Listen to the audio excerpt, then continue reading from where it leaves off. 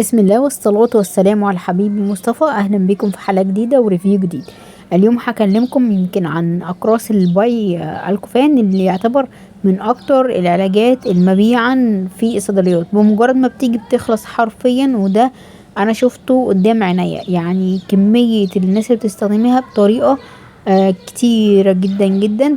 يعتبر من أهم وأشهر الأدوية اللي بتستخدم في تخفيف الألم والالتهابات الحادة والمزمنة. وبيعتبر من أشهر الأدوية المسكنة للآلام والصداع. بتعمل على تسكين آلام الأسنان. فحرفيا من أكتر الأدوية المشهورة زي ما قلت لكم، لأنها بتستخدم في علاج الكثير من الآلام اللي بتصيب الجسم. تعالوا نتعرف أكتر عن دواعي استعمال باي الكوفان والجرعات اللي بيتم استخدامها بيها وطريقة استخدامه وسعره، كل حاجة عنه بسرعة جدا جدا. الناس اللي بتحب الريفيوهات المختصرة، الريفيو ده ليكم، فتابعوا لي النهاية. شير كتير ولايك كتير للفيديو، وسيبوا لي قلوب وكومنتات حلوة. الحاجات دي كلها بتفرحني وتسعدني جدا. يلا بينا نبدأ حلقة اليوم. انا شايفه بعناية يعني كانت عليه حجم مبيعات خطير جدا جدا جدا في الصيدليات. اكتر دواء على الاطلاق بيعتبر يعني علاج نهائي للالم والحاجات. مش كمان من احلى الحاجات اللي فيه ان هو مش بيستخدم في علاج حاجه واحده او اتنين، بيستخدم في علاج حاجات كتيره جدا، مثلا كخافض للحراره في الحالات المصاحبه لنزلات البرد والانفلونزا، علاج التهابات البلعوم او اللوز، خافض الحرارة المرتفعة المصاحب ليها، بيخلصنا من الالتهابات الشديدة في الأذن. بيخلصنا أيضا من التهابات الأنف والحلق المصاحبة لنزلات البرد.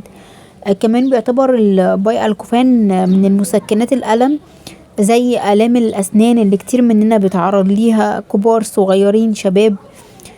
في علاج الجراحات الأسنان، بيخلصنا من الصداع، خصوصا الصداع النصفي اللي كتير مننا بيتعرض له بسبب الضغوط النفسية، بسبب نقص الأكسجين والدم في الجسم، في نقص الفيتامينات، أيا كان السبب. فهو علاج فعال في التقليل من نوبات الصداع النصفي. قد يستخدم أحيانا في علاج أعراض الدورة الشهرية، أو بعض السيدات بتستخدمه في التخلص من أعراض ما قبل الحيض أثناء الدورة الشهرية. بس أنا عن نفسي ما بحبش أبدا أستخدم مسكنات، لأن كثرة استخدام المسكنات ده بيأثر بالسلب على المعدة، ممكن يعمل فيها مشاكل. فكده كده هي عادة بتيجي كل شهر، فلازم نستحملها شوية وبتاخد مدتها وبتخلص. فبلاش نعتمد على مسكنات بشكل شهري أو يومي، عشان ده غلط طبعا كبير جدا. الجرعة بتبقى مختلفة على حسب شدة الحالة والأعراض اللي بتشعر بيها. بيتم تناول الكورس كل 8 ساعات تقريبا.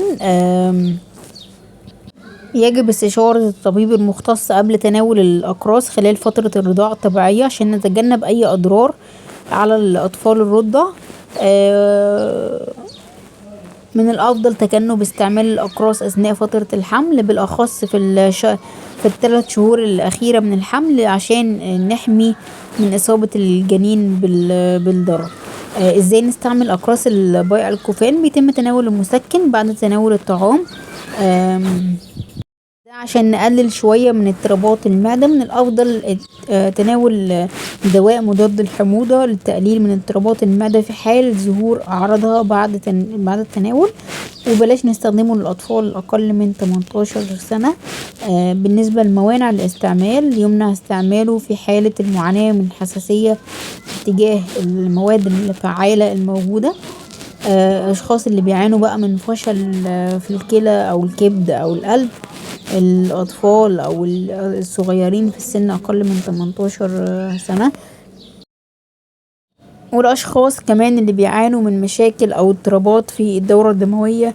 وزي ما قلت لكم في حالات الحمل في الشهور الأخيرة من الحمل، بالأخص آخر 3 شهور أو 6 شهور على حسب رؤية الطبيب. طبعا ده دواء طبي، بلاش نستخدمه عمال على بطال، خصوصا احنا كمان في مصر هنا بناخد أدوية كده بدون روشتة، عادي بيتم صرفها كده بدون روشتة، ودي حاجة خطر جدا جدا جدا جدا. هي مسكن وكتير مننا بيستخدمه، لكن بلاش نستخدمه عمال على بطال. يا ريت نبلغ الطبيب لو احنا بناخد ادوية اخرى، عندنا مشاكل سواء امراض عادية او امراض مزمنة.